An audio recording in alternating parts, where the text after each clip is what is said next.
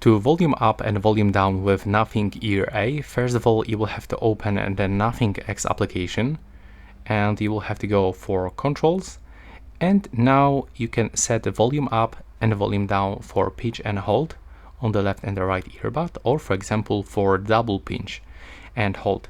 So in my case I would like to set this for pinch and hold. I will volume down with my right earbud and volume up with my left earbud. And as you can see right now, when I'm gonna volume down, I will have to pinch and then pinch and hold, and now as you can see we just lower the volume. So to do this one more time, pinch and hold, and as you can see now we are lowering the volume. When we'll release, it will be finished. Thanks for watching. Right now please subscribe.